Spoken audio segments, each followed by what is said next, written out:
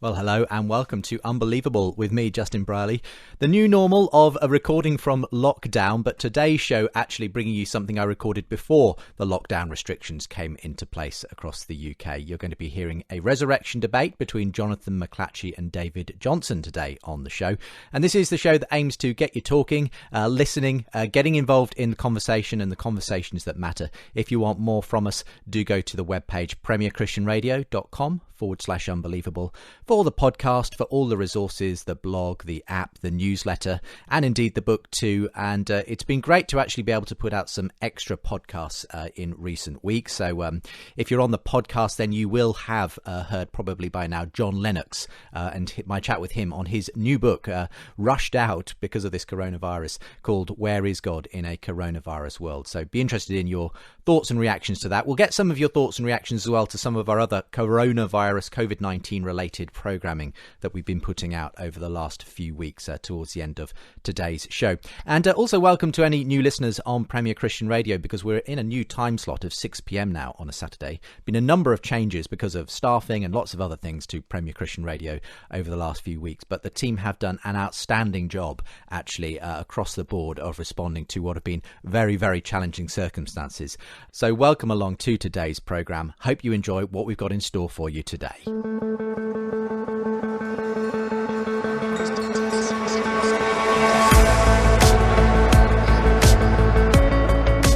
You're listening to Unbelievable with Justin Brierley.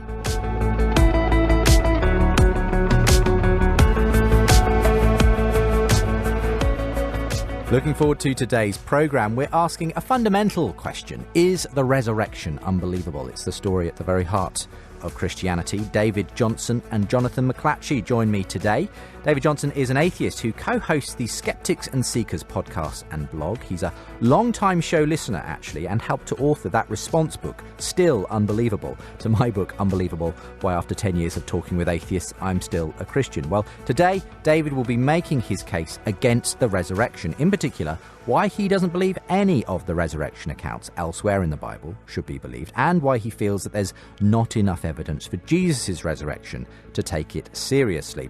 Well, my other guest is Jonathan Mcclatchy. He has a background in biology research. He's a Christian apologist. He runs the Apologetics Academy for advanced training in apologetics. That's at apologetics-academy.org.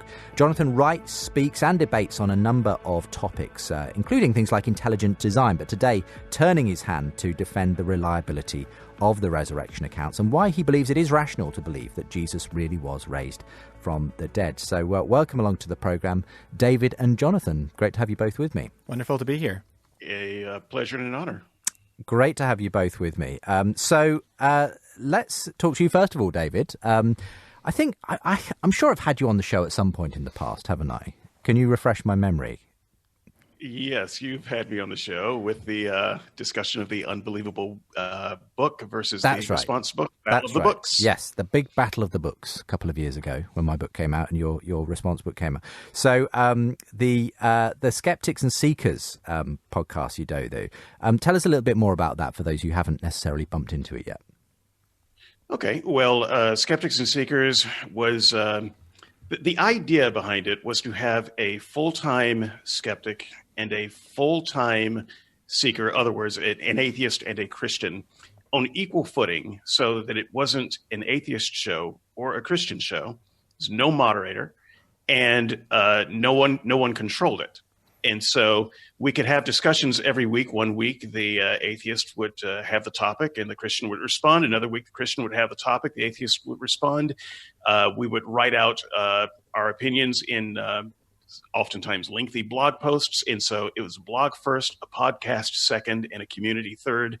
And it's been very successful at being all of those things. I'm very proud of the work that we've done there. And it's all a part of something that I know that you believe in, Justin, which is an effort to have better conversations. And so that's our version of better conversations. Great stuff. And I know you sometimes, pull apart the odd unbelievable show after something's come up or whatever. But it's great to know that these conversations are taking on a life of their own in various formats. So welcome along to the show, David. I think you've been listening to this show a long time as well, haven't you? Probably an early adopter of Unbelievable. if I'm right. I was an early adopter of Unbelievable, and I have been haunting your discussion boards since time immemorial.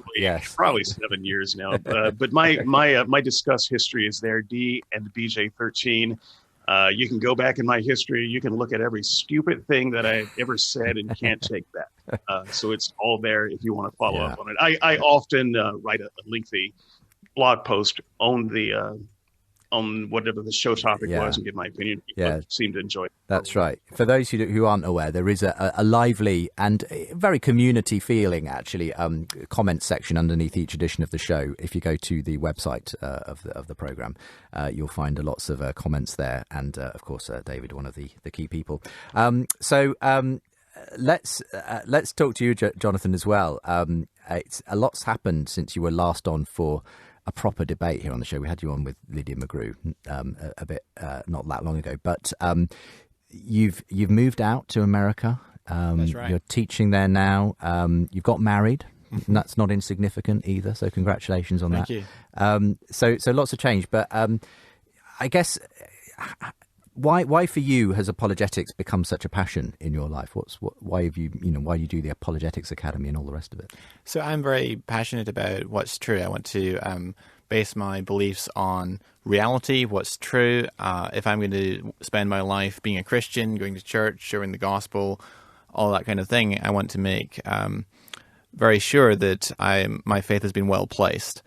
And so I spend a lot of my time investigating the evidences for Christianity. I'm very thankful for critics and skeptics such as David and others who critique and provide honest criticism of the Christian faith, because I think it allows us to have critical appraisal of our arguments from people who do not already share our viewpoint. And I think it's very healthy and very constructive. And also atheists, as they make honest critiques of the Christian faith, make them up with insights that we haven't thought about before. And so it helps to advance the discussion, and also helps us to understand and shape our faith better and our beliefs better. And as well as doing programs like this and live debates and other things, you run regular webinars from Apologetics Academy, in which you frequently have non-Christians come on and challenge the Christians there who want to learn from them and learn how to defend their faith better. Right. So the paradigm under which I operate is that if Christianity is actually true, then we have nothing to fear from hearing the very best, most erudite and most robust critiques of the Christian faith. And so I have no qualms about inviting some of the top. Who have been some of the well-known people that you've had on over the last I've had Matt Dillahunty on the program. I've had Aaron Ra. I've had Robert Price. I've had Stephen Law and many other atheist names and figures. There you go. So if you want to check that out and see when the next webinars are coming up and that sort of thing, there's a great schedule to check out at apologetics-academy.org. Again, skepticsandseekers.wordpress.com for more on David as well. But let's get into the meat of today's program, gents. David, I kind of approached you as someone who, as you say, has been haunting the Unbelievable comment sections for so long. I thought it'd be interesting to get David on with Jonathan to do this classic debate, one we've done several times, obviously, over the years here on Unbelievable. And I think you've got a bit of a unique approach to it, actually, as a skeptic, the resurrection. So I'm just going to give you 5-7 minutes to lay out your case here, David, and we'll see what Jonathan has to say in response, and we'll take it from there. So take it away, David. Well, I know that Jonathan is a big fan of a cumulative case, and so you said 5-7 minutes, so I count 12 minutes. I'm setting my timer now. Very good. So I will try to jump in, but I want to frame the discussion a little bit before getting into the meat of the arguments, because if the question is the resurrection unbelievable? I'm not sure how to answer that. I don't think that it's unbelievable. So that might surprise a lot of people. I used to be a Christian. I was a Christian for the vast majority of my life. I was a minister at one point. I've been a leader in 3 different denominations. So I've been a Christian. I was a Christian a lot longer than I've been a non-Christian, the vast majority of my life. So I obviously believed it before. So it's kind of hard to say that it's unbelievable. I don't believe it now. But if my task here is to prove that the resurrection didn't happen, I can't do that. I can't do that any more than Jonathan can prove that I wasn't resurrected 20 years ago. There's simply no historical method for Jonathan to prove that I did not experience a resurrection myself. Furthermore, I can't prove that I was resurrected 20 years ago. Now, for the record, I wasn't. But if I were claiming it, neither one of us could prove our case in the sense of the word. Is it unbelievable? I think that Jonathan would have some pretty good reasons to doubt my story. But I also think that I have some pretty good reasons to doubt the Jesus resurrection. And so while I do believe that Jonathan is being reasonable in his belief, I think that I'm being reasonable in my disbelief. And I think that one of the differences may be that Jonathan probably does not think that disbelief is reasonable. I've heard him talk about believing beyond a reasonable doubt. But if the resurrection is proven beyond a reasonable doubt, then that means that people who doubt aren't reasonable.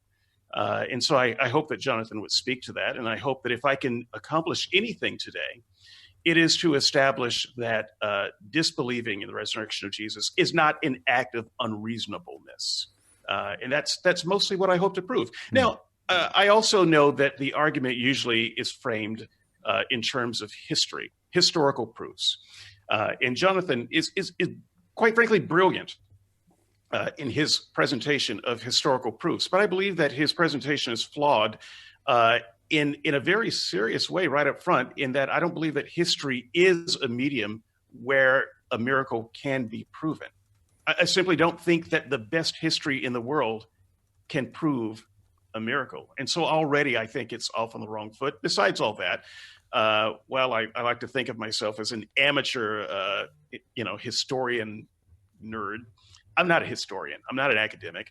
I don't know if Jonathan has those credentials or not. If Jonathan wants to go against the historical, the history consensus and say that Jesus was more than just a man, then he should make that case to historians and maybe change that. Because if you could make that case historically, I would love to see historians, more historians buy into that case and see that consensus change. I will not be making that kind of argument, and hopefully I won't be spending too much time in those counter arguments. I agree with the counter arguments. I like them. I just don't think they get us anywhere, because you can't prove that he rose with history, and you can't disprove that he rose with history.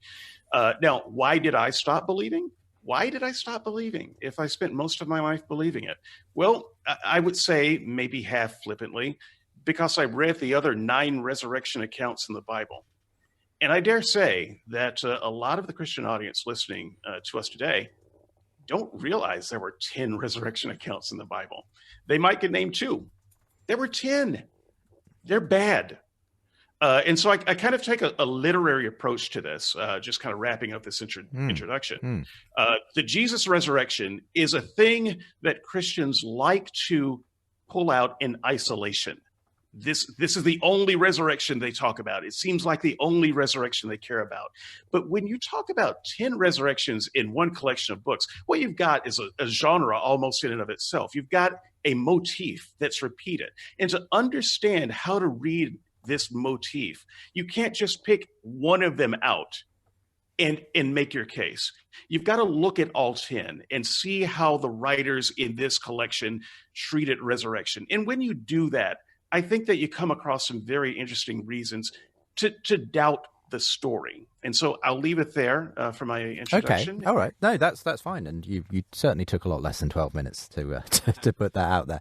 I did actually give it to him. I want to come back in a moment after we've heard from Jonathan to these other resurrection accounts in the Bible that you say you were part of the reason you stopped believing in the main one. But Jonathan, you can't prove or disprove a resurrection historically, either of Jesus or of David, says David. So what's your response to that? And if you really do believe history can show us that Jesus was divine and rose from the dead, why don't more historians believe that if that's something you can do historically? So what's your approach to that kind of objection from David? Well, first of all, we need to be careful about how we're defining proof. I mean, proof, to my mind, in epistemology means proof beyond any doubt. 2 + 2 = 4 is a mathematical proof, and logical syllogisms where the premises are true and the conclusion necessarily follows from the premises, which by the principle of deduction are proofs. And so I don't think you can prove anything from history. Sure, I would agree with that, but we can provide evidence for things in history. And I would argue that we can argue on the basis of historiographical evidence that the best explanation of the relevant facts is that Jesus of Nazareth indeed rose from the dead. Any proposition which does not entail a logical contradiction has a non-zero prior probability.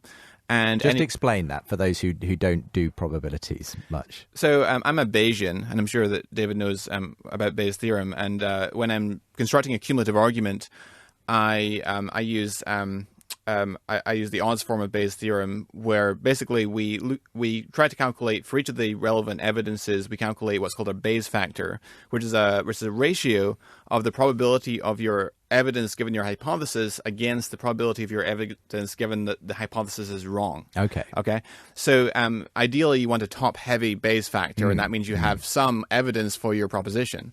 If you have lots of weak evidences and put them all together, because the probabilities multiply, the probabilities of the evidence existing given the hypothesis is wrong multiply, lots of weak evidences put together actually equates to very, very strong evidence. I see. So when someone like Carl Sagan would say that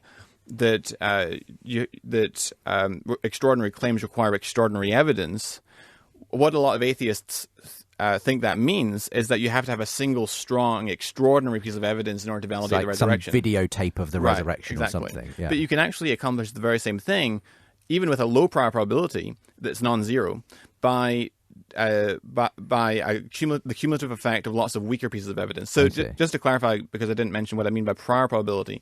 So the prior probability is the probability of your hypothesis being true given just the background information. Explain how this would key into, for instance, the resurrection. So what kind of prior probabilities are you thinking of when it comes to evidence for the resurrection? So this can be this can be argued in a number of ways. Tim and Lydia McGrew, and I recently had a conversation, unbelievable, with Lydia. They wrote a chapter in the Blackwell Companion to Natural Theology. And that chapter was on arguing from Bayes' theorem for the probability of the resurrection. And they, in that article, for the purposes of argument, assumed a prior probability of 10 to the minus 40, which is ridiculously low for the resurrection happening. Yeah. And based upon what the Bayes factors that they calculate for the relevant evidence is, they come up with a posterior odds of the resurrection of 0.9999. So from that prior probability being extremely low, they then calculate all the evidences and say actually it brings the probability up to almost 1, very, very close to 1. Right.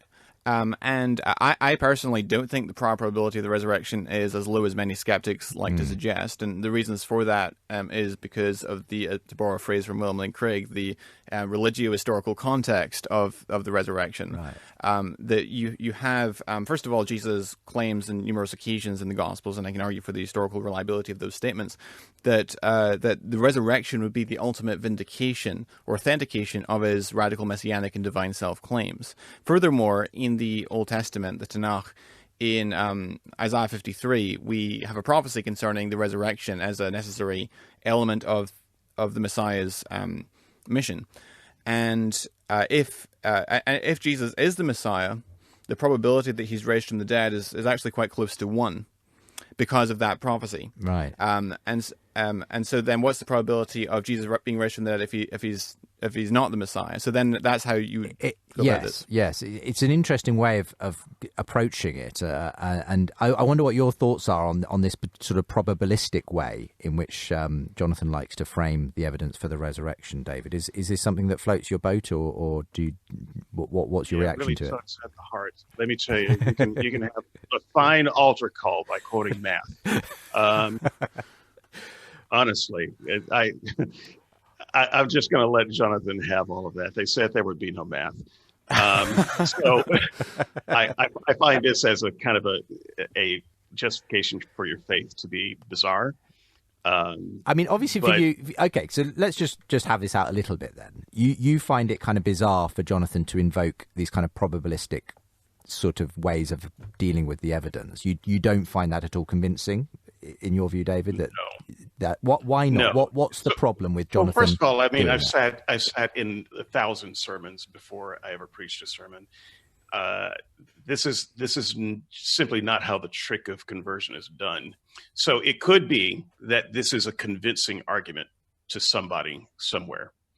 But it's simply not how I grew up hearing the presentation of the gospel. This is not faith in God working through you to transform your heart and your life. And so this is, get your calipers out and your rulers and your beakers, and let's see if we can math God into existence. It just doesn't fit into my framework of a religious conversation at all.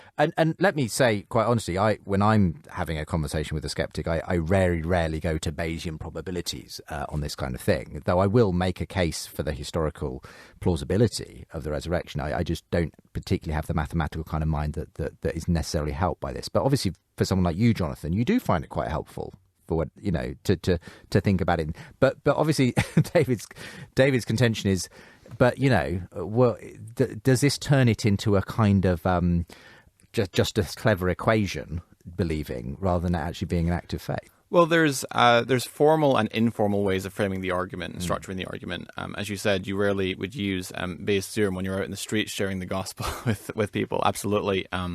But if I'm framing it in a scholarly context or having a scholarly discussion with an atheist, then I'm quite happy to structure it in terms of Bayes' theorem. Of course, and many non-Christians would do this, like Richard Carrier. Yeah, and of course. They invoke the same kind of probability issues. So yeah, for the record, I like Carrier, and I think Carrier's wrong. Okay, that's interesting. So, all right. I mean, Bayes' theorem is only structures your thinking. So if you insert garbage into the equation, you're going to get garbage out at the other end. So it's dependent totally on the numbers that you plug into the equations. And sometimes those numbers are intuitively acquired. For example, what's the probability of God existing? It's a more intuitive thing than something that we can determine any other way. So it's just a way of structuring your thinking, and you have to be upfront in your writing, and you're speaking about the assumptions that you're plugging into the math. But what I do find helpful myself, as much as I don't necessarily invoke it that much, myself in a conversation, is it can be useful to sort of help to pierce some of those common sort of phrases, like you said, extraordinary events demand extraordinary evidence, and you can say, well, hang on, does that make sense? It's a nice phrase, but does it actually come out?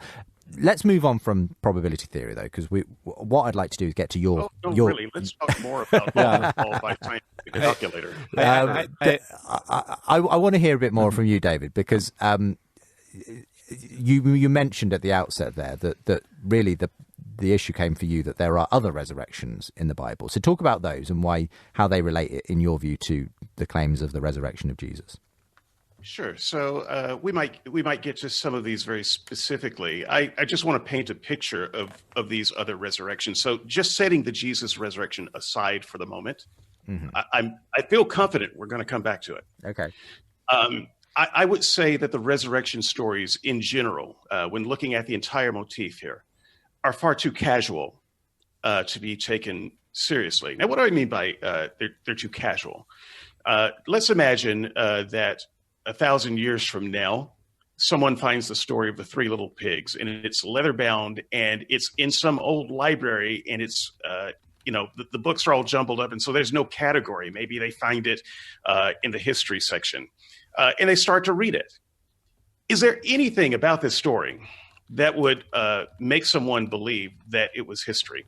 Well, no. Even if it was in the history category, we know a little bit about how history is told. We might say, "Oh my goodness, that's an amazing thing. These pigs build houses. When did pigs learn to use tools?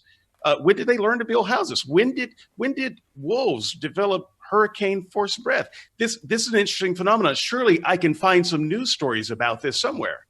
Right, there are some ways that we can kind of realize, wait a minute, this is not history. The way the resurrection stories are told in the Bible, just a few verses each, with extraordinary details that nobody looks twice at, and we never see them again. It doesn't read like history. So give us some examples. I mean, obviously the one perhaps most people are familiar with, apart from Jesus' resurrection, is the resurrection of Lazarus, his friend, in Bethany. but you've also got in the Gospels the widow's son, the widow of Nain, and Jesus sort of passes a funeral procession and proceeds to raise the boy. Are there other examples you're thinking of? Right, you've got 3 resurrections in the Old Testament, so a lot of that may come as a surprise to a lot of people. But I think one of my favorite resurrection stories, it's a toss-up because I like a lot of them.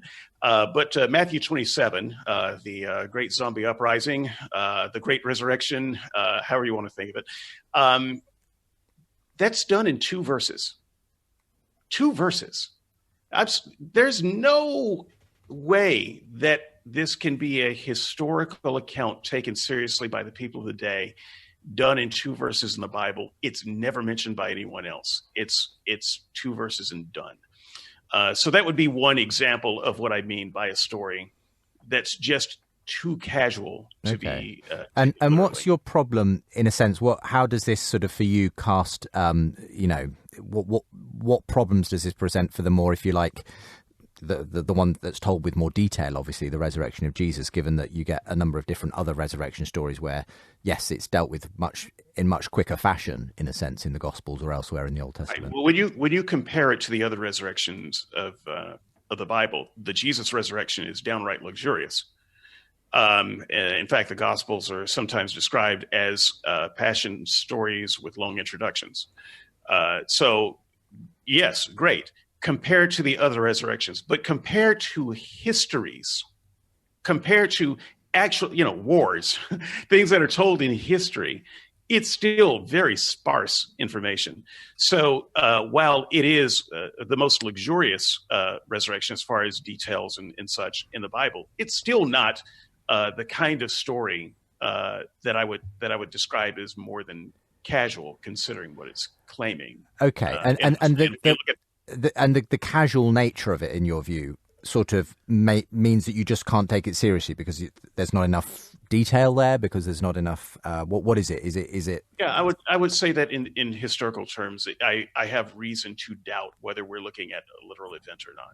Okay. So once again, this is not an evidence or proof that it didn't happen or that it's not real. But the way the story is told, it's a little bit like finding the 3 little pigs in the history section of a library. Right. We have some reasons to doubt. Well, I'll let Jonathan respond to the 3 little pigs analogy in a moment's time. We're going to go to a very quick break. You're listening to Unbelievable, asking, is the resurrection unbelievable? It's the central point of the Christian story. And David Johnson and Jonathan McClatchy are with me to debate it on today's edition of the show that aims to get you thinking. Join me, Justin Brierley, for a new season of The Big Conversation with world-class thinkers, including Sir Roger Penrose and William Lane Craig on God and the Universe, Bart Ehrman and Peter J. Williams on Jesus and the Gospels. Join the conversation as we explore life's biggest questions at thebigconversation.show.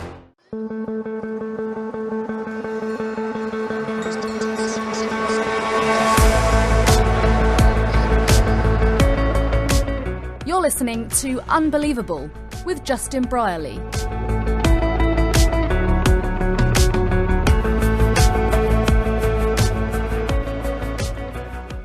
Welcome back to today's show. We're debating the resurrection today. David Johnson and Jonathan McClatchy joining me. David Johnson is an atheist, Jonathan McClatchy a Christian apologist.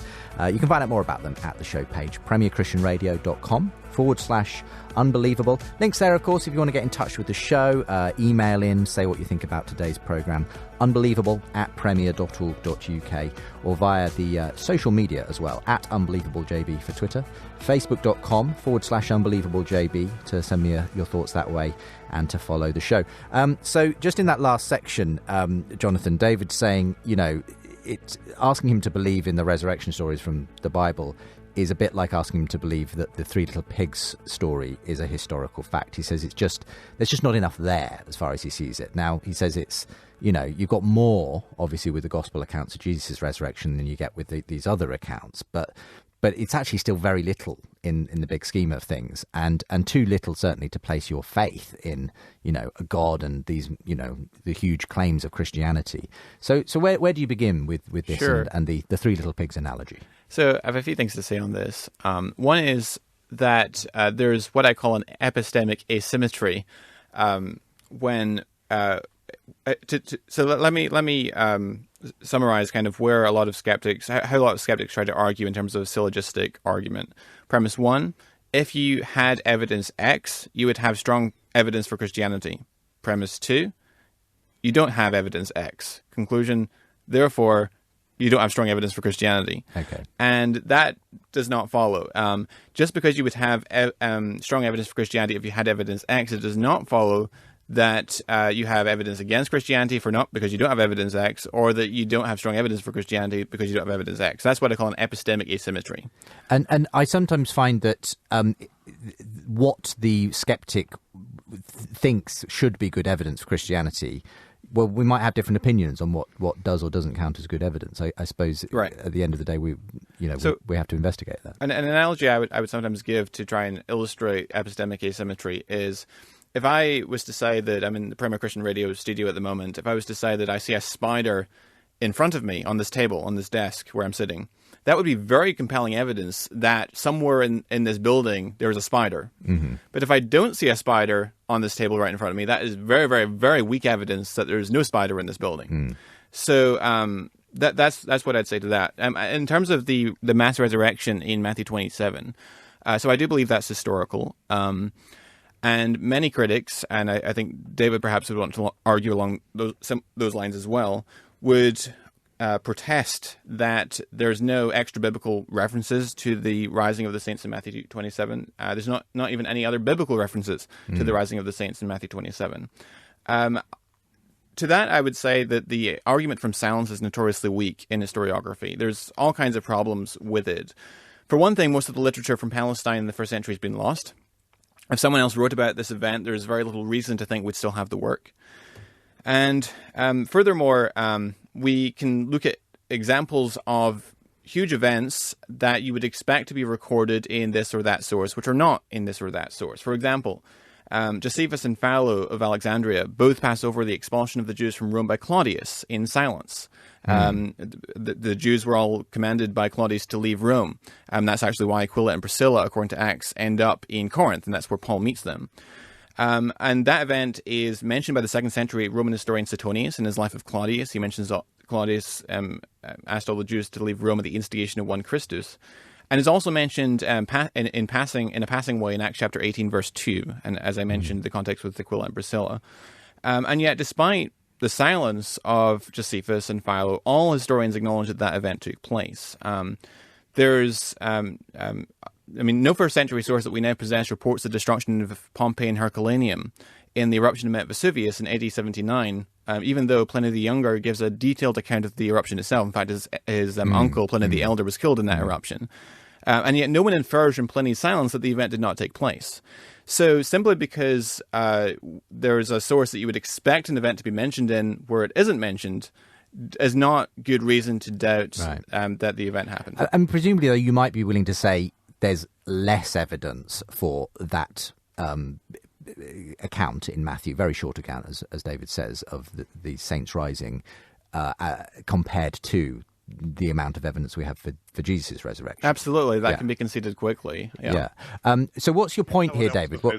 It's a false equivalency that you're raising. Okay. So first of all, on the absence of evidence, the absence of evidence is evidence of absence if we should expect that evidence to be there. Now, again, it's a little bit subjective, but the reason I say it's a false equivalency is because you're comparing, mention of a volcano to, say, mention of a lot of dead people rising in a big city and appearing to a lot of people. That's not even close to the same thing.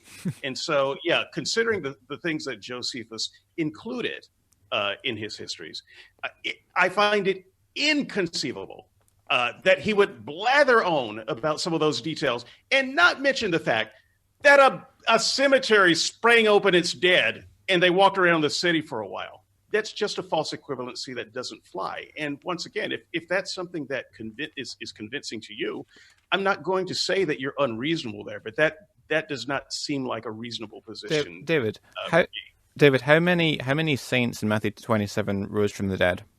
Many. How many does it say? The story says many. It says many. It says that it doesn't give a specific number. I mean, what does many mean? How many is many? I don't know. I'm not equivocating over that. So we don't even know for sure exactly how many people rose from the dead in Matthew 27. Many. And they appear to many. So that's what it says. I think if I'm correct, it uses many twice. So it says they appeared to many. They appeared to many.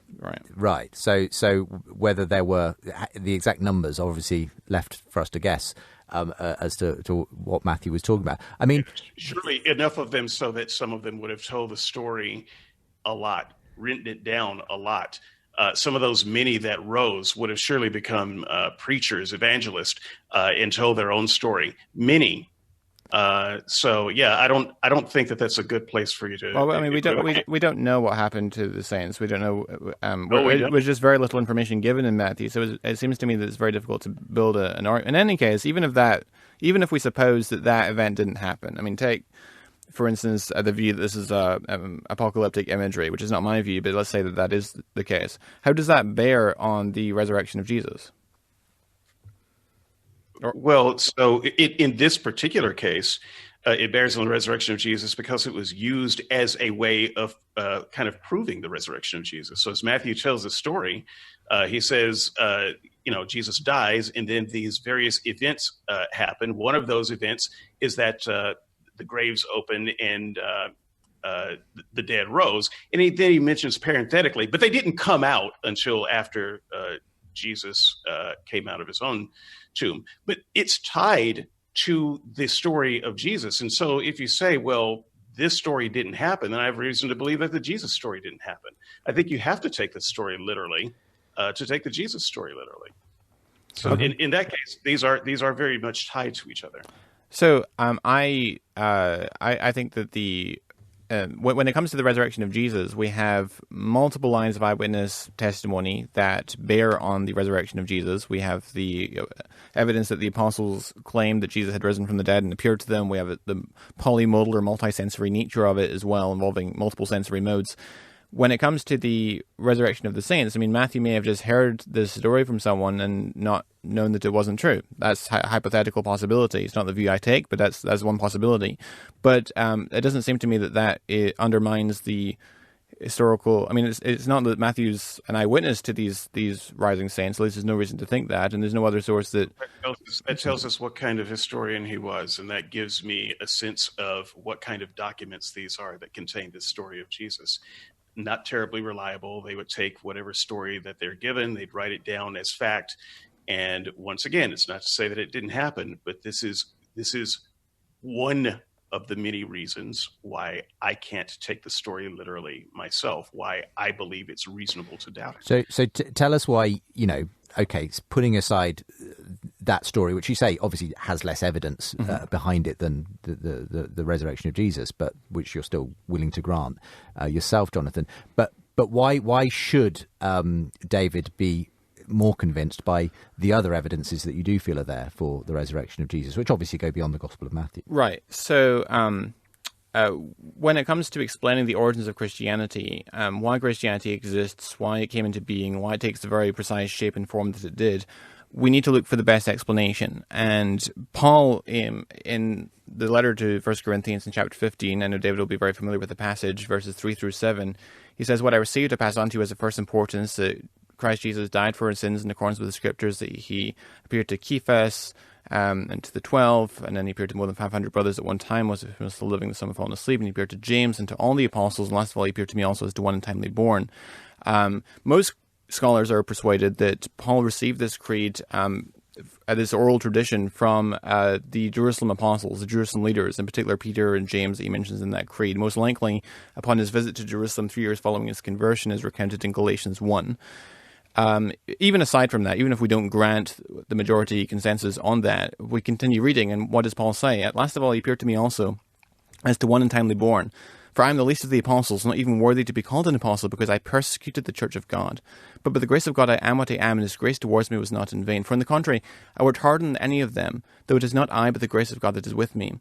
Whether then it was I or they, so we preached, and so ye believed." And so he thus assumes that his proclamation of the resurrection is consistent with what's already been preached to the Corinthian Christians by the Jerusalem apostles, in particular Peter, James, and the 12, and so forth. Furthermore, we know independently that the Corinthian Christians were acquainted with the preaching of Peter, because in 1 Corinthians chapter 1, Paul chides the Corinthian Christians for having divisions and factions in their midst. Some say, I follow Cephas, others Apollos, others I follow Paul, others I follow Christ. And Paul basically says, guys, we're all on the same team here.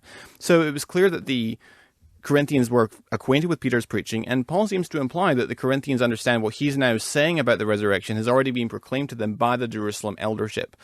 And so what is the best explanation for the origins of the apostles' belief? Because that text in 1 Corinthians 15 is evidence, among other lines of evidence, that the original apostles claimed that Jesus had been raised from the dead and had appeared to them following his death. And what I'm getting from you here, Jonathan, just to lay it out, is that what you're establishing here is that, okay, you haven't yet shown that Jesus raised from the dead, but what you're showing is there's clear historical evidence that the early church was preaching that they had seen the risen Jesus, and that these are, you can lay these out like any other historical text from the letters of Paul, and particularly this passage in 1 Corinthians 15, and you're saying that needs an explanation. Absolutely. So I guess what you're challenging David with now is, did they just make it up? What's the best explanation? Was it just hearsay? Did these documents somehow, appear in a different way? Should we not trust them historically? For you, the best explanation is the one that was given. Right. Presumably. So very, very quickly, there's 4 contending hypotheses which I would contend are mutually exhaustive. Namely, number 1, that the resurrection claim is a legend or a myth that developed much later, and the disciples would have been as surprised as anyone else to hear that Jesus had been raised from the dead. The second hypothesis is the conspiracy hypothesis, that the apostles themselves did claim it, but they made it up deliberately. Another hypothesis is that the disciples were honestly mistaken in their belief. So they claimed it honestly thinking Jesus rose from the dead, but were mistaken in that. And the final hypothesis is the one that I take, which is that God really did raise Jesus from the dead. I would contend these are mutually exhaustive, and I think the best explanation, all facts considered, is the latter, that Jesus really did in fact rise from the dead. Okay, so where do you go with, let's start with 1 Corinthians 15, this kind of Paul laying out this testimony he has received and he's passing on to the church in Corinth of the people who said they'd met the resurrected Jesus, and then he says, and I did, in my experience on that road to Damascus and so on. What do you do simply with that historical piece of writing there, David? I don't care. Honestly, history is replete with people who have seen their gods. And for that matter, lots of people have seen Jesus. I was at a airport one time, not too many years ago, and a lady was so excited.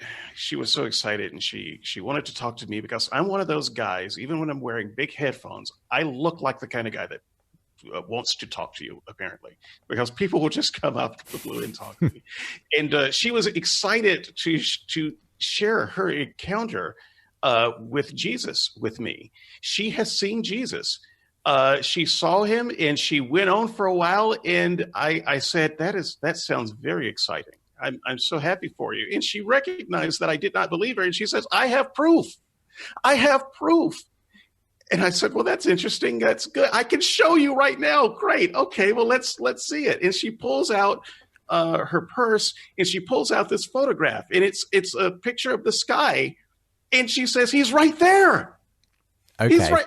It was just a sky. Right. But she was convinced that she saw Jesus, and she was willing to tell the world about it. So the fact that, some people might have had some brief visions of Jesus and believe that they saw Jesus. I mean, at Fatima, people think they saw Mary.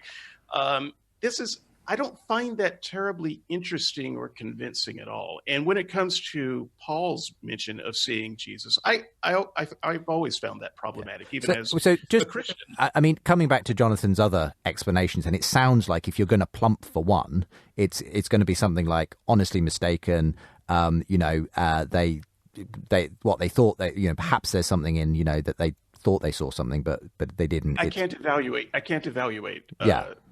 The motives and the psychology of people who've seen gods. Okay. Right? Well, quick. That's not fair to ask me to do. Okay. Well, let's get a quick response from Jonathan. I mean, firstly, maybe a response to this story of the lady who pulled out a photograph of the sky and claimed it proved Jesus had or something. Why for you is that? presumably shouldn't be compared to the kind of evidence we have in the Bible. So let's consider the difference and contrast between the resurrection as claimed by the New Testament and the resurrection that you presented in your story. The resurrection you presented in your story was to one individual, and as you said, she didn't seem to really have compelling testimony for that because she pointed to a photograph and there was nothing there. When it comes to the New Testament, by contrast, we have the resurrection experiences reported by the Gospels and Acts are polymodal in nature or multisensory, involving multiple sensory modes, not just sight, but group sightings, group conversations with Jesus, eating breakfast with Jesus on the shore of the Sea of Galilee, and according to Acts chapter 1, it was extended across a 40-day time window, so it wasn't just one brief and confusing episode. So that, in my opinion, is something that's very difficult to be wrong about. Honestly, it points to either one of the two hypotheses, namely that the apostles lied about it, or that Jesus really did rise from the dead, and that's how they came to that belief. And then or that stories grew over time and changed and shifted in people's minds, so that they saw Jesus in a vision, to they saw him right there, to they shook his hand, to they had brunch with him. That's also a very human thing. And once again, I don't need to assign a motive of malice to that. That's just humans telling stories. But when we look at the Gospels, they don't provide evidence of the type of authors for which that scenario seems plausible. For instance, the Gospel of John, the author of the Gospel of John, I would contend, has a photographic memory. He remembers some very specific details. For instance, in John... John has a photographic memory? Yeah. I'll give a couple examples very quickly. In John chapter 6 and verse 5, I've given this example. You're overreaching to suggest a thing like that. Okay, let me finish. Well, let's hear it, and then you can respond, David. Go ahead. So I've given this example on the program before, but in John chapter 6 and verse 5, where we have the feeding of the 5,000 narrative, and Jesus turns to Philip to ask, where do we send the people to buy bread? Which immediately raises the question in the mind of the reader, which is, why does Jesus turn to Philip here in this scenario? Well, because Philip's a fairly minor character. Why not say Judas Iscariot, who was in charge of the money bag or something? Go over to John chapter 12, and we learn, incidentally, in a different context, at a later Passover, completely unrelated passage, that Philip is from a certain town called Bethsaida in Galilee. You turn over to Luke's Gospel in chapter 9, and he mentions that he doesn't mention Philip in that context. It just says he spoke to the disciples, but it does mention Bethsaida as a setting of the miracle story, a detail which John has not given us. So putting together Luke 9 with John 6 with John 12, we can come up with a cogent explanation for why Jesus turns to Philip in John 6:5. He's a local guy. He knows where the shops are to buy bread. But that's never spelled out for us in the text. And so it points to Philip being relevant in that story as the person whom Jesus turned to in that context in John chapter 6 verse 5, and it's a very specific detail that John seems to get right. Sorry, I can grant you all of that. You said that John had a photographic memory. I don't think that word means what you think it means. But beyond that, the story that you're telling there, I think that you would call that the coincident, undesigned coincidences. Yeah, right. If I'm correct. So let's just grant you all of the facts that you just gave there, and say that conversation is real when Jesus says, where are we going to find food for these people? Great. You make the leap from that conversation to Jesus transformed 5,000 hungry bellies into 5,000 full bellies with 2 fishes and 5 loaves. If that is the kind of leap you are willing to make, and that's the kind of thing that you're willing to call evidence for that kind of claim, I seriously question your evaluation of evidence. It's an inductive, because you can't cross that bridge. That's a bridge too far to cross, John. It's an inductive argument. So I would argue that because we have so many levels of confirmation of the Gospels and Acts, that we can argue for the reliability of whole documents in an inductive way. Having confirmation of times, places, geography, certain events does not, in fact, give you confirmation that, oh, and by the way, this magic happened. Well, what would give you the confidence? Jonathan mentioned at the start that the way he sees a lot of atheists and skeptics approach this is, if Christianity had X amount of evidence, it would amount to strong evidence, but you don't have X amount of evidence, so it doesn't. What kind of evidence do you think should be there in order to make a cogent case for the resurrection of Jesus, I suppose? What should we be finding in the Gospels that isn't there? Yeah. So first of all, as I said in my introduction, I think that history is the wrong avenue for this anyway. So I can't think of any documentary evidence that would convince me that a miracle happened. But there's probably some types of documentary evidence that would be better. So, for instance, if we had records from the Sanhedrin court of them talking about the resurrected Jesus, that would be helpful. It doesn't exist, okay, but it would be helpful. I don't know that it would be convincing, but it would be helpful. And for my benefit, explain why that would be more helpful than the gospel accounts that we. Well, because these would be people who would have no reason to make it up, right? So they would be responding to current events of their time, and at least they would be hearing stories and taking stories seriously about Jesus being risen. I just don't see that. In history at all. But as you say, even with that kind of additional evidence, you still obviously wouldn't be brought to a place of believing. Once again, history is the wrong medium to try to prove this kind of miracle. But you ask me what should be there. Sure. I'm just giving you what would be better than what we have now. What we have now is pretty bad. Jonathan? Just a few points on that. First, the apostles didn't necessarily have a motivation for claiming Jesus rose from the dead because, first of all, there's many sects of Judaism, but the two major ones are the Pharisees and the Sadducees. And the Pharisees believed in a general resurrection or mass resurrection at the end of the world, but had no concept of this first fruits resurrection to glory and immortality of one individual, the Messiah, before the mass resurrection at the end of the world.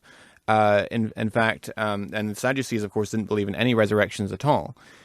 The resurrection accounts in the Gospels also show no signs of later theological reflection. For instance,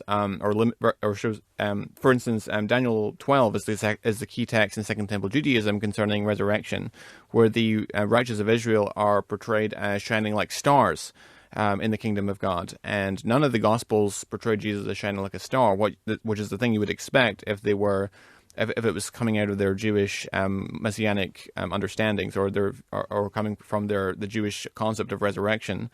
On the point about proving history or providing... To help kind of join the dots on that piece, though, is what you're saying there, Jonathan, that David's just said we should expect evidence coming from people who weren't expecting this. Right, exactly. And you're saying, actually, well, the Jewish people telling us this story weren't expecting this. This goes against their expectations, certainly if they were either a Sadducee or whatever. Telling us this story, we're overturning what we would know as Judaism. So they weren't really in the heart of what you would call Orthodox Judaism. They were on the fringes. They became a part of the Jesus cult that set aside a lot of Judaism. So this isn't Judaism. Yeah, but it was born out of Judaism. Telling that story. I mean, Christianity was born out of Judaism. Judaism was rather fractured, and I think that we can.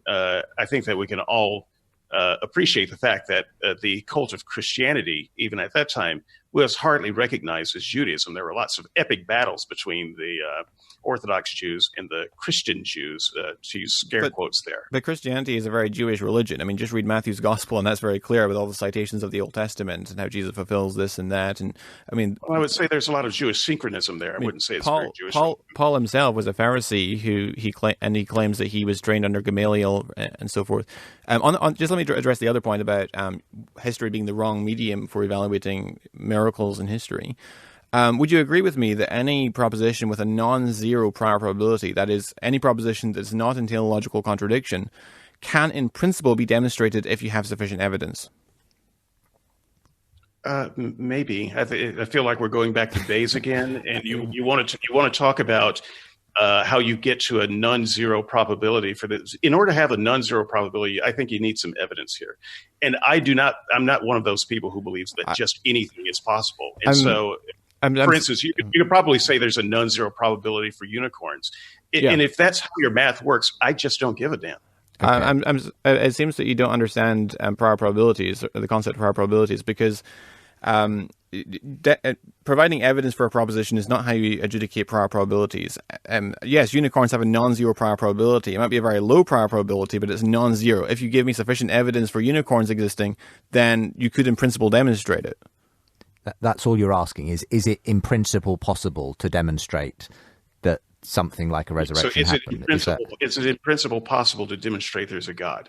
I don't think that there is. So especially to put a number into a mathematical formula. I mean, is what you're so when you're asking David, when you're addressing this issue he has, that history isn't the right place to try and get a resurrection from, a miracle, you're saying, well, actually, if you've got the evidence, there's no reason to rule out something like that. That you there's no reason to exclude the miraculous if the evidence suggests it. If you can build enough evidence into it, and so on. Is that essentially what you're saying too? And we'll have to go to a quick break. Right. In a minute. Yeah. So in principle, you can supply sufficient evidence to warrant any claim that is possible logically. That is logically possible. Yeah. That you shouldn't. That David's wrong to exclude it from the historical method. Right, exactly. It's just a completely different conversation to say, though, that miracles and supernatural beings are logically possible. So you're asking me to just accept that they are logically possible, and then kind of start the Bayesian conversation from there. And we would have to have a 3-hour program. I'm afraid we've only got 10 minutes left, which will certainly not do us enough to do Bayes justice, I imagine. But we'll go to our break, and we'll come back with some final thoughts on this fascinating conversation today. Is the resurrection unbelievable? We've been asking. My guests on Unbelievable are David Johnson and Jonathan McClatchy. Believers and non-believers will all be helped, says Tim Keller. A wonderfully clear and accessible case for Christianity from a man who has hosted many of the world's most prominent skeptics and atheists, says Andrew Wilson. Beautifully written, brilliantly argued, will thrill and challenge, says R.T. Kendall. Unbelievable the Book by Justin Brierley. Download a free chapter and find out how it can help you make the case for Christ. Unbelievable.book.co.uk. Welcome back to the final part of this week's edition of Unbelievable with me, Justin Brierley. Don't forget, we've published loads and loads of interesting articles, blogs and audio and video resources around coronavirus and COVID-19. You can find a selection of them over at the Unbelievable Facebook page and Twitter page, facebook.com/UnbelievableJB. If you want to visit that, the Twitter account is @UnbelievableJB, or go to premierchristianity.com and you'll see a ton of the stuff that they've been putting out there. They put out a blog recently by John Lennox. It's a very handy sort of complementary piece to the interview I took with John this last week on his book, Where is God in a Coronavirus World? And I am hoping to put together a proper discussion debate as well on the sort of the God question that is looming in all of this for many people. So look out for that, hopefully, on Unbelievable within the next few weeks. Next week on Unbelievable, got a really exciting program for you. I'm going to be joined by David Wilkinson and Dave Hutchings, who have written a book called God, Stephen Hawking and the Multiverse, What Hawking Said and Why It Matters. And we'll be joined by atheist skeptic Skydive Phil, as he's known on YouTube, or Phil Halper, who's taken a personal interest in these issues, has done some amazing films with leading cosmologists around the world, including Stephen Hawking, before he died. So they'll be debating that on next week's show. That'll be available, of course, via our video channel as well. If you do want to see some of the output we've been putting out on there with people like John Lennox and many others, then do go and check out the Unbelievable YouTube channel as well for more of stuff that'll hopefully be of interest and helpful at this time. I have already assured some of the audience who have said, when are we going to get some back to the usual programming? Well, I hope today is helping with that. We are getting back to some of the usual sort of content we aim to bring you from week to week here on Unbelievable. As ever, if you want to get in touch, do feel free to email unbelievable@premier.org.uk or get in touch via the social medias, and we'll be hearing some of your feedback to the last few weeks of programming towards the end of today's show. For now, let's get back into the final part of today's discussion.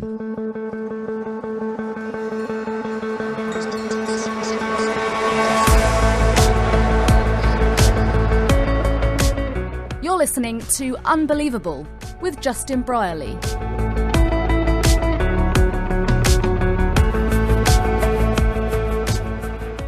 Welcome to the final part of today's edition of the show. We're talking about the resurrection today. My guests are Jonathan McClatchy and David Johnson. Jonathan is a Christian apologist, runs the Apologetics Academy. For more on that, apologetics-academy.org. And David is an atheist who co-hosts the Skeptics and Seekers podcast and blog. You can find out more at their website, skepticsandseekers.wordpress.com. I'll make sure there are links, of course, from today's show over at premierchristianradio.com/unbelievable.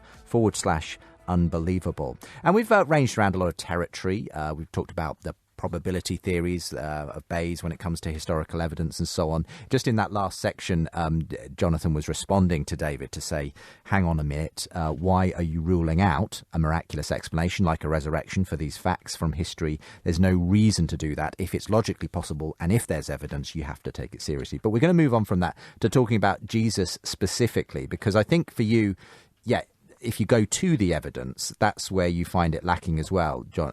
So regardless of whether or not, David, in principle could accept a miracle on the basis of historical evidence, I think what you're saying is you don't find the evidence at all compelling anyway. So tell us about some of the problems you have in these last remaining parts of the show with the actual accounts of Jesus' resurrection. Right, and just so that people listening to this understand, there's much more to this argument, and so I'm going to give you the entire post that I wrote up for this. You'll find it in the discussion board, so hopefully there will be plenty to talk about after the show. Well, I tell you what, if you just post it to the blog as well, I'll make sure to link to that from the show page as well. Great, fantastic. Okay. So I want to get into the Jesus part specifically.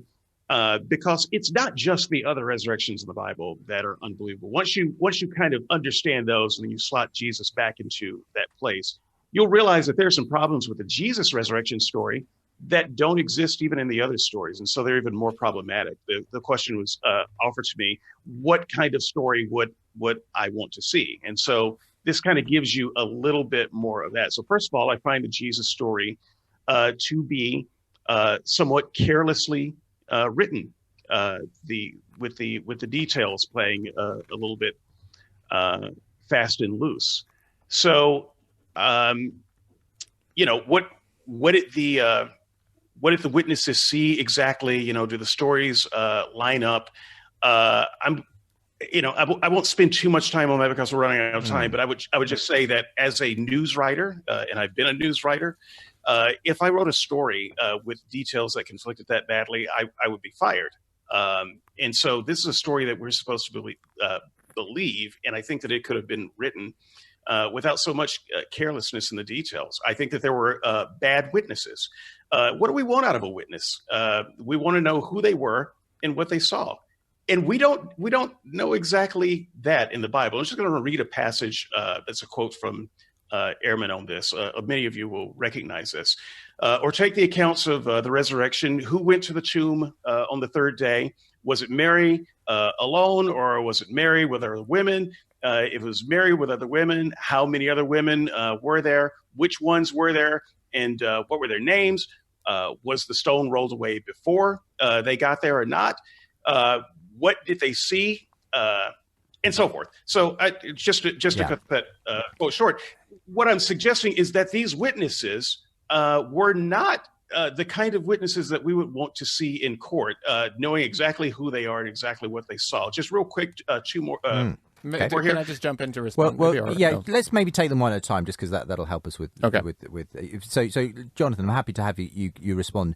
I mean, I've heard Bart Ehrman say something almost exactly the same as that on this show, and it's a frequent criticism that there are these apparent contradictions between the four gospel accounts of who arrived when, who was there, was the stone there, was it rolled away, and so on. So how do you deal with that? Because obviously for David, this is sloppy as far as he's concerned. So since we're running out of time, let's just take two of the examples that he gave. Let's take the identity of the woman that went to the tomb on Easter morning. So the synoptics tell us that multiple women go to the tomb on Easter morning. John chapter 20 and verse 1, Bart Ehrman brings out as a passage which apparently contradicts the Gospels. It says, now in the Synoptic Gospels, on the first day of the week, Mary Magdalene came to the tomb early while it was still dark and saw that the stone had been taken away from the tomb.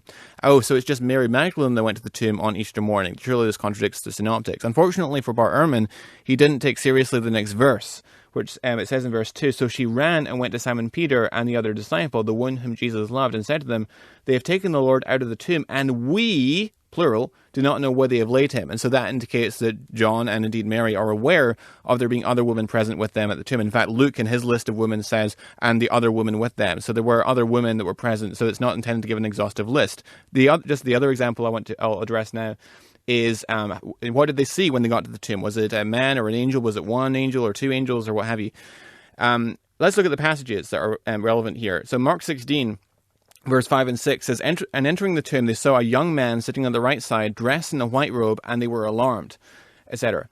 Matthew 28, verse 5 says, But the angel said to the women. Luke 24, verse 4 says, While they were perplexed about this, behold, two men stood by them in dazzling apparel. Now, what Bart Ehrman does not indicate to his readers is that in Luke 24, verse 23, it in fact identifies those men as angels, because the women give their interpretation of the dream as a vision of angels. And then, of course, in John 20, it says that Mary saw two angels.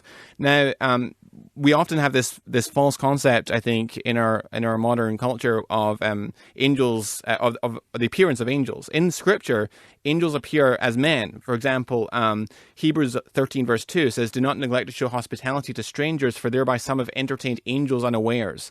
Likewise, frequently throughout the Old Testament, angels are described as men. Genesis 18, for instance, the Lord appeared to Abraham by the oaks of Mamre, as he sat at the door of his tent in the heat of the day. He lifted up his eyes and looked, and behold, three men were standing in front of him, and they turned out to be angels. So for you, these contradictions are simply not contradictions. They're easily explained when you simply look at them in context and understand that as far as you can see, it can all be harmonized quite right. Quite and in fact, these variations point to the independence of the narratives, which actually adds to the cumulative case for the resurrection. There you go. I have little patience for biblical harmonists, quite frankly. If the tactic here is to try to pretend like reasonable people can't read these accounts and see where the stories seem to be different, I think it's disingenuous. But even if you didn't think they harmonized very well, David, the fact is, if you get three witnesses in a court for a robbery, they're going to give you different details, and some of them might contradict each other. It doesn't mean the robbery didn't take place. So, in a sense... it depends on the details. So someone says it was a man, it was two men, it was a black man, he was a white man, he was wearing a red shirt, he was wearing a blue shirt. There were five men with guns. No, there were two men with arrows. Honestly, there is a point where the story simply can't. Jonathan, I wouldn't write a traffic ticket. But presumably, Jonathan, you don't feel that these contradictions are anything like as problematic as obviously David does. No, I gave harmonizations which I think are plausible and actually implied by the text in both of those cases that I addressed. So it clearly says in Luke 24 verse 23 that the women interpreted the men to be angels. Would you grant that? Right. So this is not. No, I'm not going to waste any time on this, because this is not actually something that I brought up specifically. So you're kind of just. You did. You mentioned this is in Bart Ehrman's book. This is what in the very quote that you quoted. No. and so the women at the tomb, I responded to that as well, and I showed John 20 verse 2 actually refutes your argument there, and that was another example which is in the quote you gave. No, it doesn't, because there are various passages where I didn't say that there was one woman, but there are two, sometimes, or three or four, and they're numbered, sometimes named, and they're different. And so you're just kind of pretending like those challenges don't exist in the scripture. We've got the time for you to be very precise here, and Jonathan likes precision. So just give us an example of where you think there's a contradiction that it can't be reconciled in the way that Jonathan claims it can, David. Fine. Was the stone in place or not when the women got there? That would be one that comes to mind. Three of the accounts say that it was already gone. One of the accounts has a stone still there, and an earthquake moves it away. Okay, let's just. Can you do some harmonization tricks for that? Yes, but I think they're all very disingenuous. All right. Well, let's just hear what Jonathan has to say, and let the listener make up their mind whether they think that makes sense or just is extravagant. But yeah, go ahead, Jonathan. Then. So I would argue that the stone was rolled away before they arrived. Matthew's account in chapter 28, verses 2 through 4, gives an explanation for what they found when they did arrive. The guards were apparently gone, the stone was rolled away, and so it's not a description there of events that unfolded before their eyes. So I think that one's quite easy. So fine, it's sloppy writing. Look, I don't care whether you say, well, he was doing a flashback. It was a fancy literary technique. It's sloppy writing. A person reading it would think that the stone was there when they got there. That's how it reads plainly. Now, I'm not going to waste a bunch of time reading the Bible. I hope that Christians will take a little bit of time to do that themselves. I hope they do. In fact, my advice to people who read Bart Ehrman's book is to look up the passages for yourself, because more than 90% of them more than 90% of the contradictions that Bart Ehrman talks about in his book disintegrate as soon as you actually read the text for yourself, and that's no exaggeration. Right. So I would say they don't. I do think that Christians don't read the text for themselves. I think that Christians tend to listen to people like you and me argue over this and think they've read the text. That's utterly ridiculous. Well, we're all agreed on going back to the source material. That's at least one level of agreement we can come to. Let me give you one more to chew on, because once again, go on then. It'll have to be a quick one, I'm afraid. Yeah, but identity confusion. There's identity confusion with the resurrection story of Jesus, and we have multiple resurrection stories of in the Bible. And everyone who's raised in the Bible, when they come back, their families know who they are. Even if they were 4 days in the tomb, they know who they are. There's no confusion about it. With Jesus, the women who knew him best, they see him, they think he's the gardener. A couple of his disciples spend all night with him, eat breakfast with him, and still aren't sure who he is. His apostles, when they see him, they want to see more proof that he is who he is. This is a very strange thing that is unnecessary, and it's not there in other resurrection stories. Just very quickly, no one saw him rise. I'll just sit that out there, and we can go from there, because other people saw the resurrections, in other accounts. Yes. Well, look, there's two there, and that'll be plenty to take us to the end of the show. So I'll allow Jonathan a quick response and some back and forth. Okay, so the first one was yes, there are these accounts that people didn't quite recognize Jesus all the time on the road to Emmaus, mistaken for the gardener by Mary, and so on. What do you make of that? Why do those details crop up in this particular resurrection story, Jonathan? Yeah, so I mean, there's a number of things there. First, Mary at the tomb is likely to be in a state of grief and have a tear-stained face, and then suddenly someone approaches her, and she's not aware of who it is, and then it takes a few minutes before it dawns on her, this is Jesus. I mean, if your friend died and you saw him crucified by the Romans on a cross, then you would be very, very surprised if on a couple of days later that he's walking around again and eating breakfast and so forth. And so it's quite understandable that many people doubted when it seemed that Jesus had been raised from the dead and so forth. I don't think there was anything that's particularly surprising about that. Do you want to respond to that, David, before we move on? No, I'd like to make a closing statement, if that's okay. Okay. Well, look, we'll maybe leave the other issue to one side, the whether it's pertinent that no one actually saw Jesus physically rise from the dead. They obviously encountered him after that purported event. But we'll leave things there. Why don't you make a closing statement for us, David, and then we'll hear from Jonathan, and we'll be done. Okay, so first of all, thank you for inviting me on the show. Jonathan, it's been a pleasure. I'd like to get you into my cage as skeptics for some time. I'm sure Jonathan will take you up on that, because he goes wherever he's called, as far as I'm concerned. More of my audience will like you than me, Jonathan, I assure you. So that said, there's no sure sign. So we can talk about reasons to believe and reasons to doubt. Given all the reasons for doubt with which a story leaves us, one should expect that God would leave us at least one sure sign that it happened. That's really, I think, the least that we could expect here. So just consider the fact that we had questionable witnesses, no witnesses for the big event itself, identity confusion, limited appearances, and that's a lot to overcome. When we add on the other reasons for doubt from the 10 other resurrection stories, we notice that they were far too casual, very cringeworthy, with curious details carelessly laid out. And given the mountain of reasons we have to disbelieve the story, it seems reasonable to call for at least one piece of incontrovertible evidence that would convince even the hardest of hearts. Now, the problem is that God does not want to provide that kind of evidence. He said so himself. He told one of his chief lieutenants that it is better to believe without seeing rather than to believe based on the evidence that you can see. And God wants there to be a cloud of doubt so that there can be room for faith. He gives you just enough evidence to make a faith decision. He wants you to trust him and trust the story, not on hard forensic evidence. So some Christians will say that, well, we have the Shroud of Turin to serve as that evidence. But the shroud is itself shrouded in controversy, negative tests, authenticity, contamination, and the like. And it's far from a sure sign. It is about as unsure as it gets. And that is the way God seems to like his evidence, questionable at best. Now, I can't convince anyone to disbelieve in the resurrection, nor can I convince anyone that such a belief is unreasonable. But I am able to say that I can't believe it. And I hope that you can at least understand why I don't and can't believe it. There are many more reasons, okay? Sure. And I'm not going to go into those. Yeah. But I just wanted to make that case that not believing in the resurrection is not an unreasonable position. Okay.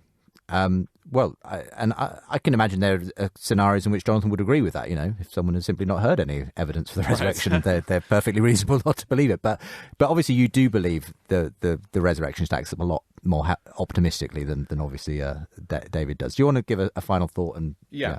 Absolutely. I think that atheists can, in principle, be reasonable in disbelieving Christianity. I just don't think you can be both fully informed and rational in rejecting Christianity. And, of course, the evidence for the resurrection is not the only evidence that pertains to Christianity. Another argument that I developed, for example, is what I call Messianic Convergence, where you have cases where there's correspondence between the portrayal of Jesus in the Gospels and the Hebrew Bible. For instance, it's a remarkable coincidence that Jesus just so happens to be crucified at the time of Passover, which, given the theological import, is curious. And of course, Jesus is identified by Paul as the Passover lamb in 1 Corinthians 5 and so forth. I could make a cumulative argument from these sorts of coincidences. So, I mean, and Jesus, of course, said that the Old Testament was sufficient evidence for his messianic credentials on numerous occasions. Very finally, regarding the John 20 passage, John 20 verse 29, where Jesus speaks to Thomas, he says, have you believed because you have seen me? Blessed are those who have not seen and yet have believed. It does not say that it's better to believe without evidence. In fact, the very next chapter in John 21, the same chapter, John chapter 20, it says in verse 30, "And Jesus did many other signs in the presence of the disciples, which are not written in this book, but these are written so that you may believe that Jesus is the Christ, the Son of God, and that by believing you may have faith in his name." And of course, Jesus championed evidence-based faith on numerous other occasions as well. So that's what I'd say to that. Great to have you on, both of you. Jonathan and David, thanks for being a great pair to do battle on this central issue for the Christian faith. Is the resurrection unbelievable? Look forward to hearing what the responses are to today's show. But for the moment, Jonathan and David, thanks for being with me. Thank you. Thank you.